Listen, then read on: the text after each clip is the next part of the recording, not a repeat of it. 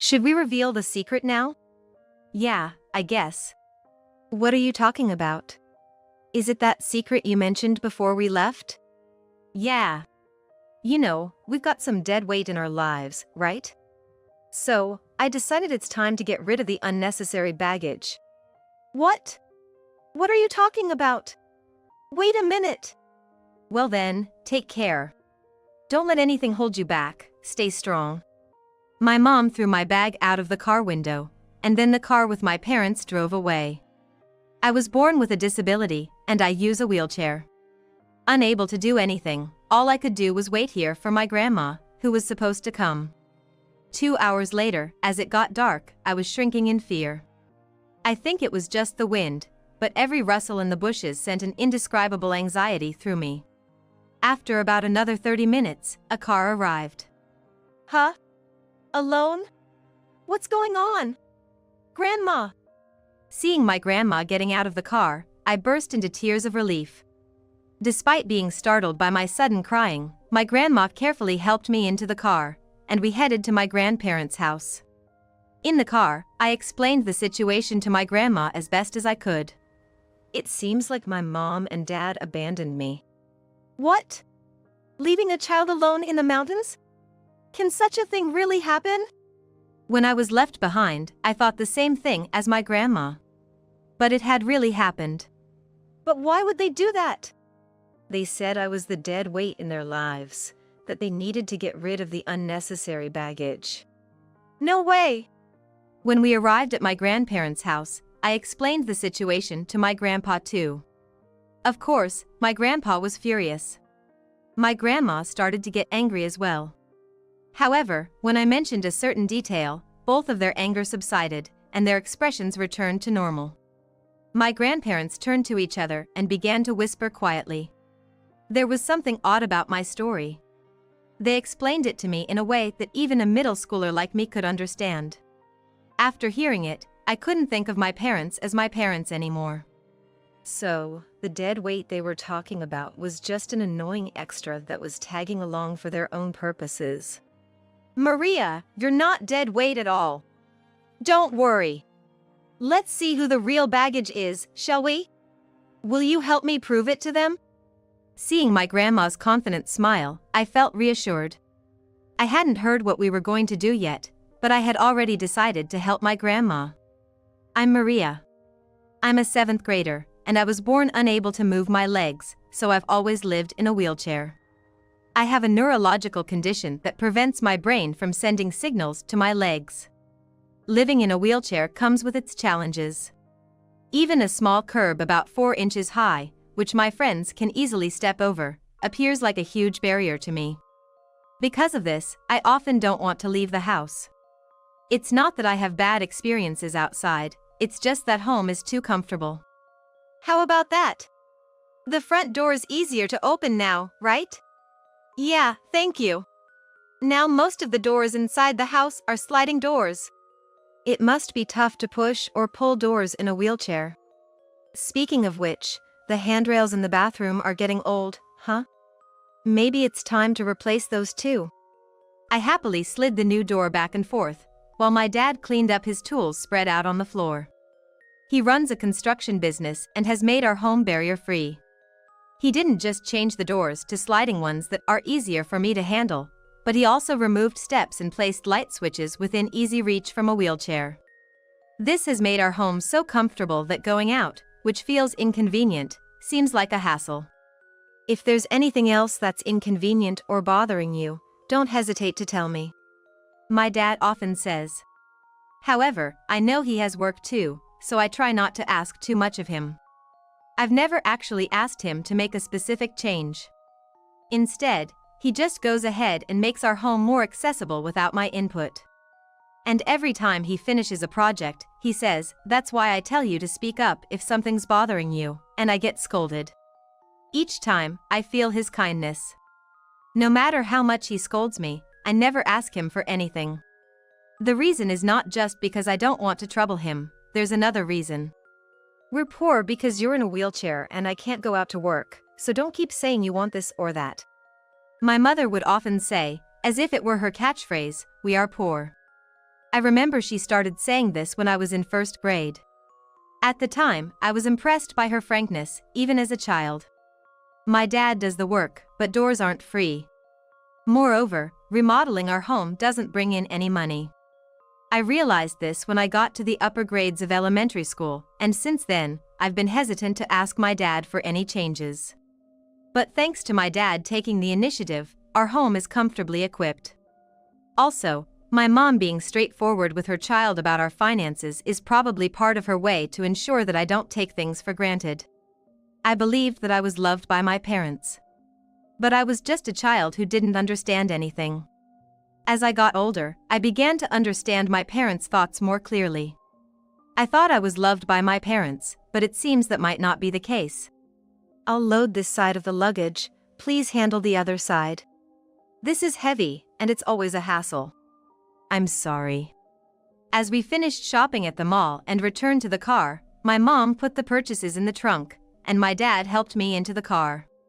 To my parents, I am just another piece of luggage, like groceries or household supplies. When I'm in the car, I don't want to look at my own legs, so I gaze out the window instead. I wish I could argue that I am not just baggage, but I can't say anything since I only seem to cause trouble for my parents. At home, I'm treated as an obstacle by my parents. Hey, why are you in the hallway? It's narrow, isn't it? I was just trying to go to the bathroom. Bad timing. Haven't I told you always to check where we are and move so you don't get in the way? I'm sorry. You become an obstacle when you move, so I told you to just stay put at the edge of the living room. Really, you're such a hassle. A cardboard box that doesn't move on its own is better than you. Even though I said I was going to the bathroom, my mom moved me to the edge of the living room. If I move now, I'll be called a troublesome piece of luggage again, so I guess I'll have to hold off on going to the bathroom for a while. To distract myself, I watched a TV show I wasn't interested in with intensity. Understanding various things isn't always good. As I grew older in elementary school, I began to understand the real thoughts of my parents. The cold words from my parents hurt too much for a grade schooler like me. Every time I was treated like baggage by my parents, I felt pain in my heart. But a grade schooler can't live without relying on their parents. Gradually, I began to read my parents' moods and tried to be as unobtrusive as possible, like luggage that doesn't get in the way. Aren't you going out today either? No, I'll just watch TV at home. Good. It really helps when you stay home. I watched my parents leave for shopping from the entrance. They wouldn't return until after the night drama had finished airing. Not wanting to be thought of as bothersome luggage, I started to avoid going out with my parents and did a lot of house sitting. When I said I wouldn't go with them, my parents would smile. Seeing their smiles, I thought I was being helpful and smiled back. Looking back now, I think my feelings were quite messed up. At that time, not being bothersome luggage was everything to me, and I believed my parents' smiles were the result of my efforts. I was satisfied with the results of my efforts, but in the 6th grade, a trivial incident occurred, and all my efforts were reset. Maria, do you use a wheelchair at home too? Yes, but my dad has made our house accessible, so I don't need help from everyone like at school. I'm totally fine on my own when I'm home alone. With the grade change, I ended up in a class with students I hadn't been with before. Kids who had never been in the same class as me were very curious about my wheelchair, and during breaks, people would gather around me. This became a sort of regular occurrence after class changes, and I was used to it. However, what I said to my friends this time might not have been too good. Because of what I told my friends about staying home alone, the teacher contacted my home. Come on, a 6th grader can handle being home alone. Why does the school have to fuss about it? Right? Why did you even mention staying home alone? Now it's caused us trouble. I'm sorry. Apparently, the teacher had cautioned my parents that it's unsafe to leave a grade schooler home alone until late at night.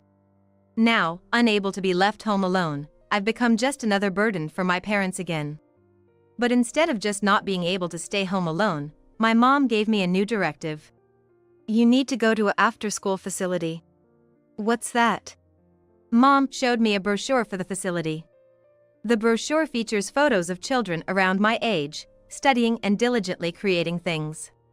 It seems to be for an after-school service that provides training to develop essential life skills and creates opportunities to interact with society. To be honest, it's expensive to send you to a facility, and it's hard on us. But you use a wheelchair, right? Dad and I can't always be there to help, so I want you to make friends here, receive training, and gain the skills you need to thrive in society when you go out into the world. If I were still in lower elementary school, I might think that my mom loved me. But now that I'm in 6th grade, I kind of understand her real motive. She just doesn't want to keep a burden like me at home. I understand. I'll attend this facility after school and on weekends too. I'm glad you understand. It really helps. Kids can understand and think about more things than adults might expect. I pretended not to notice my mom's true intentions. She believes her words sincerely and has a broad smile on her face, unaware of my act. Seeing her smile, I felt a happiness I shouldn't have felt. A year has passed since I started attending the facility, and my parents have been experiencing more good days. With me not being at home as much, they probably feel it's easier not having the nuisance of a burden around. Whatever the reason, being less of a burden to my parents, I started to feel that staying this way is better. But one day, my mom said something that meant things couldn't stay the same. You don't need to go to the facility anymore. What? You're a middle schooler now, right? I think you can handle being home alone without anyone complaining. Having attended the facility for a year, I've made friends. Initially, I started attending because my mother told me to, but at home, I felt treated like an unwanted burden, so now the facility has become one of my important places to be. Therefore, I'd like to continue attending if possible. I understand. I won't go to the facility anymore. But I couldn't oppose my mom, so I had to accept it obediently. With no more nanny, I ended up spending more time with my parents at home. Don't move from the corner of the room, you're in the way. Inevitably, I was treated more like an obstacle. Since I stopped going to the facility, I've been spending more time at home. I showed an unusual expression of dissatisfaction to my parents. Months later, perhaps touched by my expression, my mom finally offered me some pleasant words. Maria, why don't you and your dad go out together? Really? Where are we going? It'll be a surprise when we get there. Just being asked to go out by my parents felt like the happiest moment in my 13 years of life. As I was helped into the car by my mom, I felt the heavy weight of a bag on my lap. What's in this? Don't open it. That's part of the surprise when we get there. I'm sorry. I won't open it, it's okay. As I attempted to peek into the bag, my dad, sitting in the driver's seat, turned around quickly and stopped me with a loud voice. Startled by his sudden shout, I instinctively apologized. As the car started moving, I excitedly watched the passing scenery, wondering where we were going.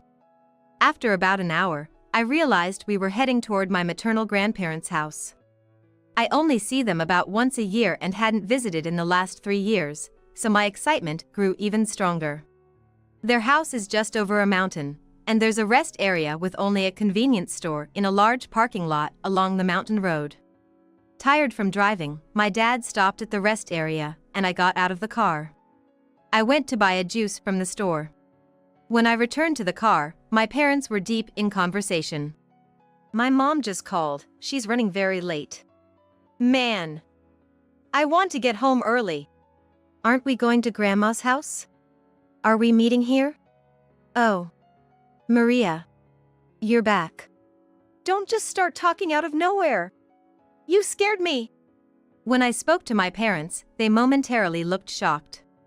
But the next moment, their expressions turned serious, and they began to say something dreadful. Should we reveal the secret now? Yeah, I guess. What are you talking about?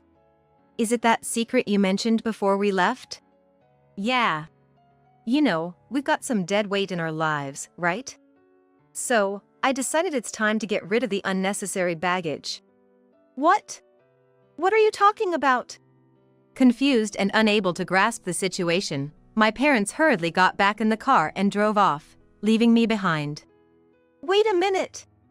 In disbelief, I chased after the car, though I knew I couldn't catch up. Hearing my panicked voice, the car stopped a little way ahead. Relieved, thinking it was all just a prank, I slowed my pace towards the car. As I got closer, my mom popped her head out the window and threw out some parting words. "Well then, take care. Don't let anything hold you back, stay strong." She threw my bag out of the car window, and the car drove away. Left alone in the mountains, I stood frozen, unable to accept what had just happened. After a few minutes, I realized that standing there stunned wouldn't help, so I approached the bag my mom had thrown. I picked up the bag and checked inside. It was packed with clothes, and on top of everything, there was an envelope. I figured it was probably a letter, but I didn't have the courage to read any message from my parents at that moment. Looking at the clock at the rest area, I noticed it was already late afternoon and getting dark soon. I couldn't call for help since my smartphone was left in the car. Reluctantly, I decided to wait in front of the convenience store for my grandma to arrive. 2 hours later, it was dark, and I was huddled in fear. I thought it was just the wind, but every rustle in the bushes sent an indescribable anxiety rushing over me. The only comfort I had was the light from the vending machine. About 30 minutes later, a car pulled in. Maria, are you alone? I haven't heard back from Erica at all. What's going on? Grandma! Seeing my grandma get out of the car, I was overwhelmed with relief and tears started to flow. Despite being startled by my sudden tears, my grandma carefully helped me into the car, and we headed to my grandparents' house. On the way, I explained the situation to my grandma as best I could. "It seems like my mom and dad abandoned me." What? Leave a child in the mountains? Can that even happen? I thought the same when my parents left me behind. But it had really happened. But why would they do that? They said I was the dead weight in their lives, that they needed to get rid of what's not needed. No way! That's right. There's a letter. I didn't have the courage to read it myself, so I handed the envelope to my grandma. She parked the car on the side of the road and checked the letter. "What does it say?" "It's written politely that they can't afford to raise you anymore, and they want me to look after you until they can pick you up. Mason was supposed to be on a business trip for a few days, and Erica absolutely had to go with him, so they asked if I could take care of you for about 3 days. But it seems like they were planning to leave you with me permanently. What's with this letter?" It was in the bag. I see. They couldn't say they wanted me to keep you permanently, so they made it so the letter would be found after leaving you with me. Not bringing you directly home avoids the hassle of opening the bag there, or having long conversations at home that make it hard to leave. I think my grandma's guess was right. After all, she is my mom's mother. She understands my mom very well. When we arrived at my grandparents' house, my grandma explained everything to my grandpa. Upon hearing it, my grandpa was furious. What kind of people are they? Maria, you don't have to go back. Stay here forever. I'm not letting them take you back. Seeing my grandpa's anger showed me what real affection is. It was totally different from when I misunderstood my parents' care. I had been watching my parents' moods, trying not to be a nuisance. Now I realized that was wrong, and I felt freed from my parents' spell. Today has been a day of too many revelations. Exhausted, I fell asleep without having dinner the night we arrived at my grandparents' house. The next evening, feeling a bit calmer, I opened up to my grandparents about my life with my parents. I wasn't just called baggage yesterday, it wasn't the first time. How could they say such terrible things? And to tell you not to move from the corner of the room? What were they thinking? The more I talked about my parents, the redder my grandparents' faces got. My grandpa, overwhelmed with anger, slammed the table and spilled his tea. I felt a strange happiness knowing my grandparents were angry at my parents. It was different from the feelings I had towards my parents, and I thought it was okay to feel this way. But then, as I mentioned something else, their anger subsided, and their faces returned to normal. I was shocked when they told me I couldn't go to the facility anymore. I had been going there every day for about a year. What? A facility for a year? It was kind of like an after-school program. Yeah, I get that, but every day for a year? Yes, I was going almost every day. What's wrong? My grandparents looked at each other and began whispering in low voices. There seemed to be something odd about my story. They explained it to me in a way that even a middle schooler could understand. After hearing it, I could no longer see my parents as parents. So, the dead weight they talked about was just an annoying extra that was tagging along for their purposes. Maria, you're not dead weight at all. Don't worry. Who's the real baggage here, huh? Will you help me show them? Seeing my grandma's confident smile, I felt reassured. I hadn't yet heard what we were going to do, but I had already decided to help my grandma. 3 weeks after I arrived at my grandparents' house, things finally settled down. Today, with my grandparents off from work, we were enjoying a relaxing time in the living room, sipping tea together. As I savored the tea, I thought about how nice it would be if this peaceful life could continue. Then, a disrupting voice came from the entrance. It was getting louder as it approached the living room. Mom and Dad, what have you done?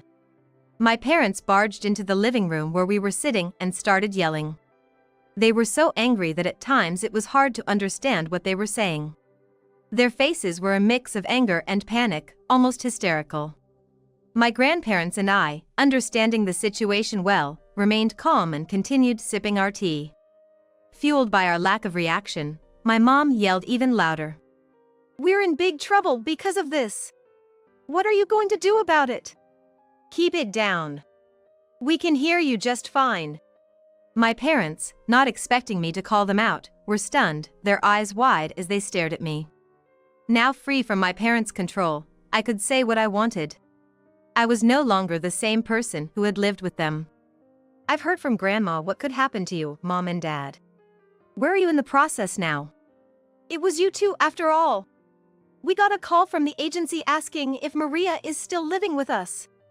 Then the lie was immediately exposed. It seems like nothing specific was said over the phone at that time. But this is definitely serious. It sure is. They're probably advancing the investigation on fraudulent benefits. Anyway, it would have come out eventually, even if we didn't say anything. How did you find out about the fraudulent benefits? I know that fraudulently receiving benefits is wrong, but as a middle schooler, I don't fully grasp how bad it is. Despite it not being hot, my parents were sweating. You remember when Mason came to us because his job wasn't going well, and he wanted to borrow money, right? You said it was because you didn't want to work and that you should work instead of being a stay-at-home mom, and I sent you away. That did happen, didn't it? I thought my mom claimed we were poor to prevent me from being spoiled or demanding, as part of her way of educating me. But it turns out we were actually poor. My grandma had seen right through my parents' fraudulent activities. How could you afford to send Maria to the facility every day when you have no money? That costs of after-school programs are expensive, right? Well, we wanted her to receive training to live independently in society. We stretched ourselves thin for Maria. No, that's not it. You just wanted to offload Maria to the facility to make things easier for yourselves, right? But you stopped after about a year because you ran out of money, right? Yes, we couldn't afford the facility anymore. What's the problem with that? After Maria stopped attending the facility, you kept claiming she was attending to continue receiving the benefits for children with disabilities, didn't you? It seemed my grandma was right. My mom was speechless, struggling to find words. The fee for the facility I attended was indeed charged, as my grandma mentioned. That amount is what the users pay, and about 90% of it gets reimbursed through benefits. My parents had been claiming I was still attending the facility to receive these benefits. You thought Maria didn't need to stay home since you could still receive the benefits without her actually attending the facility, right? You figured that if you left her with us, you wouldn't have to take care of her and you'd still get the money. You've always taken the easy way out, haven't you? So, you asked the agency to investigate us. I didn't directly say to investigate, but I did take her to the local office and let them know that Maria, who is supposed to be living with her parents, is here with us. I asked if the benefits that should not be received unless living together were still being collected by you. How could you know exactly what I was thinking? How long do you think I've been a mother? A real mother understands what her child is thinking. Since you haven't really been a mother, it's no wonder you find it surprising. Hearing my grandma's words, I realized what real parenthood was. My mom was completely overwhelmed by just words and collapsed. However, my dad was still standing. It seemed my grandpa would take care of him. Both of you are dressed nicely today. Erica has an expensive-looking bag, and Mason, that watch looks pricey. Did you buy those with the money from the fraudulent benefits? No, I bought this with my own money. Really? Weren't you poor before you started committing fraud? So you had the means to buy such nice clothes. Maybe we're using Maria's disability welfare and special child support benefits as your own spending money? I think this watch was bought recently. And the clothes, I may have stretched our budget to buy them. Even as a middle schooler, I could tell their excuses were feeble. My grandpa looked at me and then gave a slight smile. It seemed he was leaving the final blow to me. Dad, you have lots of clothes with the same logo, right? And not just clothes, you also have many expensive sneakers, right? And Mom, your closet is full of clothes too, isn't it? Unable to escape, my dad also collapsed. This was why my mom had always said we were poor, as a part of her education. While they weren't exactly living in luxury, my parents did tend to buy things they liked quite freely. However, I never got the toys I wanted as a child, and there was a time when I threw a tantrum because I wanted one so badly. That's when my mom started saying we were poor, and I assumed it was just her way of teaching me not to be spoiled or too demanding. But in reality, my parents had been living off the benefits they received because of me. Essentially, they were able to live thanks to me being there. It turns out they were the real burden, not me. Everything you're saying is true. We're the ones at fault. Maria, I'm so sorry for everything. From now on, I'm going to be a proper mother, so let's go home together. My mom, now tearful and defeated, apologized to me. It seemed like she had a change of heart. If I were the same as before, I might have believed her and been deceived. So, what now? You want to go to the agency together and claim everything is fine so they stop their investigation halfway through because it looks like we're a family again? That's your only chance now, isn't it? How can a middle schooler like you understand all this? I thought you'd just listen to us like you used to. The truth is, I hadn't figured it out on my own. My grandma had warned me in advance that my parents would probably try to take me back at some point to make it look like we were living together for the agency's sake. It seems my grandma is indeed a step ahead as a mother. I've already told the agency everything, so going there together now would be too late, don't you think? And even if they want to hear from me again, I plan only to tell the truth. Please help us. If you come with us, maybe we can still fix this. You're planning to abandon your own parents. You too, enough. Are you asking Maria to help you cover up fraudulent benefits? Yeah. You left Maria in the mountains, and now that you're in trouble, you want her to help? Don't you think that's asking for too much? My grandparents were furious with my parents and tried to kick them out of the house. However, being younger, my parents weren't easily moved by my elderly grandparents. Being in a wheelchair, I couldn't physically support my grandparents, so I just backed them up with cold stares. When my parents caught my eye, they suddenly calmed down and left my grandparents' house. After my parents left, my grandparents and I made fresh tea and once again enjoyed a relaxed holiday. Later, my parents were arrested for fraudulently receiving benefits. Investigations also revealed they had fraudulently received grants.